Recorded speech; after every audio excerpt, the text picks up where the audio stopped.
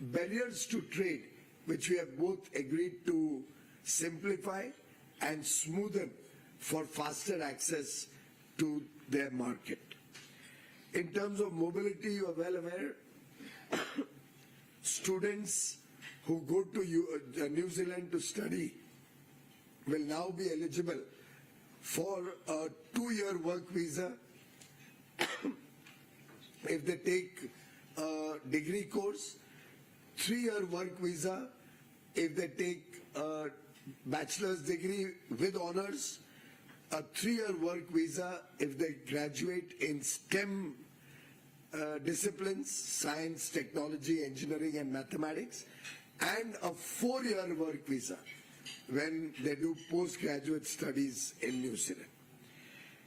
It's also interesting that almost 5,000 of our professionals who are yoga instructors, chefs, Ayush professionals, IT or educational teachers, nurses, caregivers will get professional visas for serving the New Zealand economy.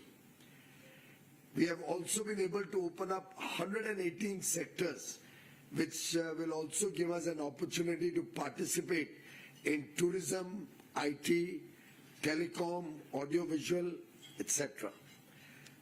We are very happy to report back to the nation that for pharmaceutical products, there will be a fast-track mechanism for approval of Indian pharmaceutical products, which will open up the doors to the New Zealand market and help us capture a larger share of their current imports of pharmaceuticals and medicines, drugs.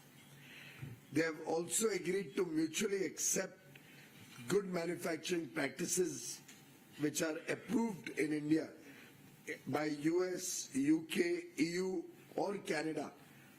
So you just mentioned that you want to learn Python. So do not learn Python in manual way in 2025 because learning Python in manual way will take you like...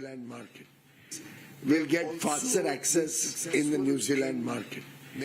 We have also been successful in negotiating collaboration in traditional medicine, the Ayush stream of wellness and medication. And this will open up good opportunities for healthcare, preventive healthcare, wellness, and traditional medicines, which is India's area of strength. Friends, both through market access in New Zealand and through technology collaborations. Similarly, for our fishermen, our dairy persons, and giving a very small conditional TRQ, very small volume of concessional duty exports on a few products, we have been able to open up large vistas of market access and technology collaboration and benefit from New Zealand. In fact, we visited some of their farms where kiwis are produced. Many of them are run by our own hard-working farmers from Punjab and Uttarakhand. And I was amazed to see the quality and productivity. And they have assured to come down to India and help India gain similar productivity and technology benefits for our kiwi producers, for our apple producers, for dairy. Friends, we have been very sensitive to protect all the sectors like farmers' interests in rice, wheat, dairy, soya, and various other farmer products, agricultural products, which have not been opened up with any access. We have also been very conscious of ensuring that our MSMEs and our startups, innovators get big opportunities in New Zealand. It's a win-win agreement, and I can assure the people of India that under Prime Minister Narendra Modi's very, very focused approach and guidance towards making India a greater player on the world stage, making India's national player of relevance. We are negotiating free trade agreements and comprehensive partnerships strategically with countries who have significant incomes, with countries who offer large market opportunities, and undoubtedly these agreements, people, as 140 crore Indians, work towards our goal of Viksit Bharat 2047. Thank you. Thank you, sir. We'll take questions now. Please raise your hand, introduce yourself, and then ask one question per person to begin with. We begin with Sumita. You raise your hand first. Sorry, India, New Zealand, FTA. Congratulations, sir. I'm Sumita from ET. Now, just want to understand a bit more on the commitment of investments of $20 billion that New Zealand has pledged over the next 15 years. Which sectors is New Zealand sort of prioritizing as far as these investments are concerned? Thank you. You want to better give them some information on that? Thank you. They are investing 20 billion over 15 years. Broadly, it is going to be in the area of manufacture, infrastructure, but we have left it open to them to decide which areas they would like to pursue as the time evolves. Incidentally, just want to clarify that this $20 billion we must see in the context of the size of the New Zealand economy. So far, in the last 25 years, New Zealand has only invested $70 million, 70 million. In terms of rupees, this is close to 630 crore rupees only. So they are committing to invest now 1,80,000 crores. So from 630 crore investment over 25 years, New Zealand has committed to invest 1,80,000 crores in the next 15 years. When you see this in context, you recognize what a big gain it is for India. This will open up, as I said, collaboration in several sectors, particularly benefiting our farmers, our dairy, and our MSMEs. At the same time, I want you to appreciate that this will include investments in education, in sports, in service sectors, opening up large opportunities for our youth and opening up for us training facilities, skill development, and many other areas which will really help our youth, men and women, our youngsters. Incidentally, their minister, when he visited Mumbai for the second last round of our discussions, actually inaugurated a cricket sports tournament where journalists were competing against each other. So it was a tournament under the Sansad Khel Mahotsav that Honorable Prime Minister Narendra Modi and the Ministry of Sports and Youth Affairs have been encouraging all the MPs to have.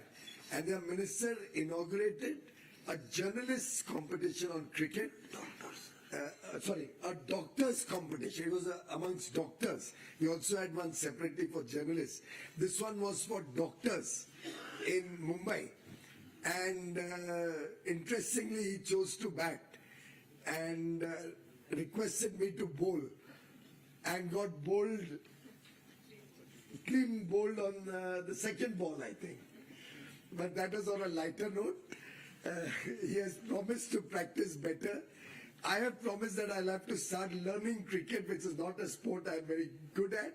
And we're going to do one more match to celebrate the free trade agreement.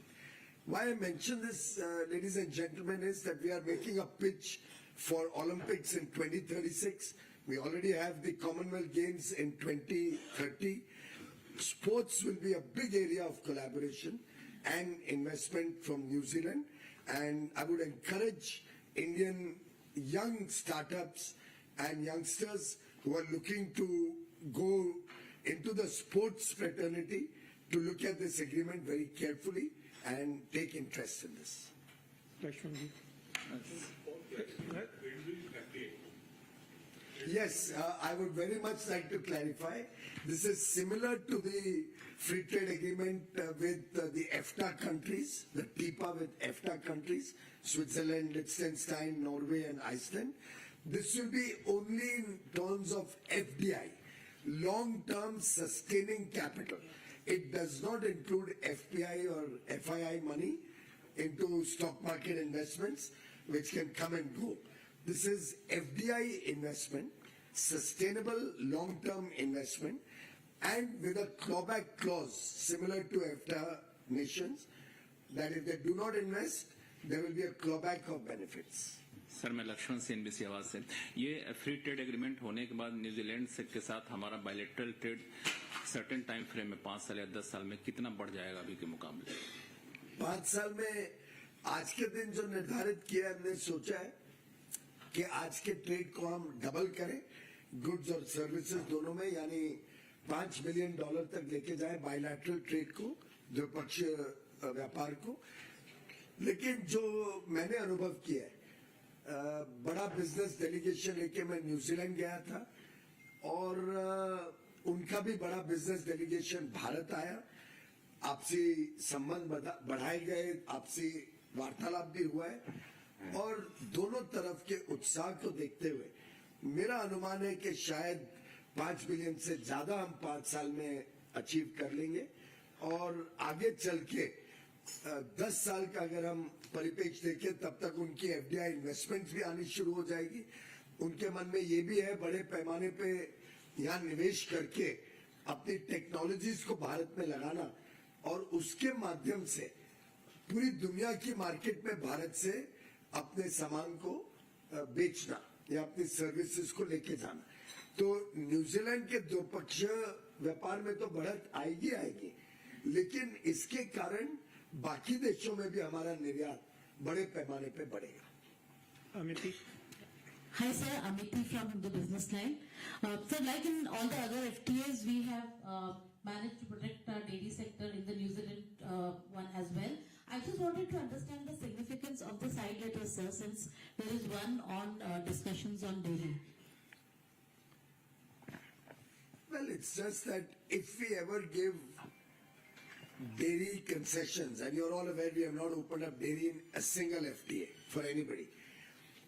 They were concerned that if we open up dairy for some other comparable economy, where the per capita GDP is similar, the size of the economy is similar, the dairy production level is similar to New Zealand, then at least they should have an opportunity to discuss with us whether we can extend similar benefits to them.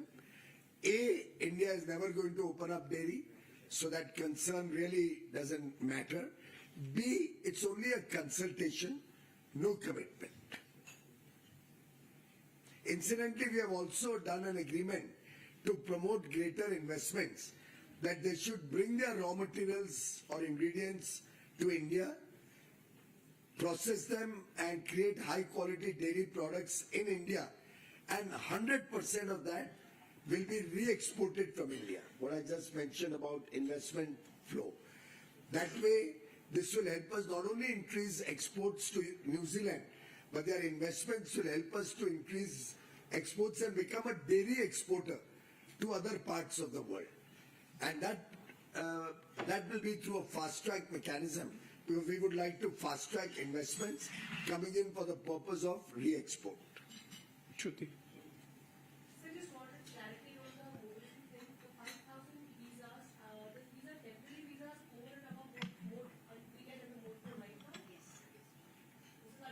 That's right. The Mode 4 visas that we get is for provision of services under the 118 sectors that we have opened up.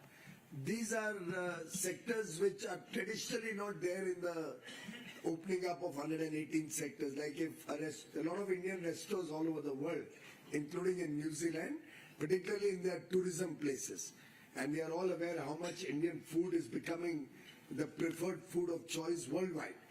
So our chefs will get very good opportunity to go there and take Indian delicacies to New Zealanders. By the way, remember that a chef going there is not just one chef going there. As more and more Indian food become popular, it promotes export of our tea, our coffee, our fruits, our vegetables, our spices. All of these also get promoted in terms of export potential. Rajiv Kumar ji. Sir Rajiv हूँ दैनिक जागरण से। Sir मेरा सवाल है, आज हमने New Zealand के साथ conclude किया, इससे पहले जस्ट ओमान के साथ किया, उससे पहले यूके के साथ किया, और ये सारे जो हमारे एफटीए हैं या सीपा है वो अगले साल इम्प्लीमेंट हो जाएंगे। तो आप नेक्स्ट फाइनेंशियल ईयर में इंडियन निर्यात को किस लेवल पे देखते हैं? और दूसरा, जो लगातार हम और भी कई पाइपलाइन में हमारे एफटीए जो अगले साल सर कंक्लूड हो जाएगा, तो और दूसरा क्या ये लगातार एफटीए जो हो रहा है, इससे क्या यूएस हमारे साथ जल्दी निगोशिएट करने के लिए तैयार हो सकता है? और आज हम न्यूजीलैंड का फ्री ट्रेड एग्रीमेंट सेलिब्रेट कर रहे हैं आपके साथ, और मुझे विश्वास है कि और बहुत मौके मिलेंगे ऐसे ही सेलिब्रेट करने के अन्य विकसित देशों के साथ, अन्य देशों के समूह के साथ एफटीए सेलिब्रेट करने के, और देश का व्यापार अंतर्राष्ट्रीय स्तर पर और भारत के अंदर भी उसकी गुणवत्ता, क्वालिटी सुधरे, उसकी पोटेंशियल बढ़े, और भारत में नई नौकरियों के, रोजगार के अवसर बने, यहाँ का व्यापार बढ़े, यहाँ की एमएसएमई सेक्टर को नई टेक्नोलॉजी से हम और आगे लेके जा सके। इस सब के लिए ढेर सारी अपॉर्चुनिटीज ऑलरेडी आई हैं, आगे चल के और आएंगी, और माननीय प्रधानमंत्री नरेंद्र मोदी जी का रिफॉर्म एक्सप्रेस निरंतर बड़ी तेजी से आगे बढ़ता रहेगा, देश को नई ऊंचाइयों पे लेके जाएगा, और 140 करोड़ भारतवासियों के संकल्प को, विकसित भारत 2047 तक बनाने के संकल्प को 100% अचीव करेगा, उसमें सक्सेसफुल होगा।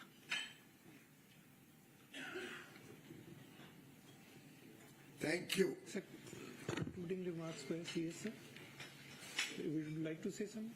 Thank you, friends. We have lunch for you. Do join us for lunch after this, and then you can file us to your stories. Thank you. कर दिया ना मैंने, अभी किया ना, यही किया। हाँ, मैंने कहा ना अभी किया। हम चाहते हैं वो निवेश करें और यहाँ पे अपना माल भेजे, प्रोसेस करके भी एक्सपोर्ट करें, और वो तो हमारा ट्रेड पॉलिसी है। दो चीजें, we have also given it to Australia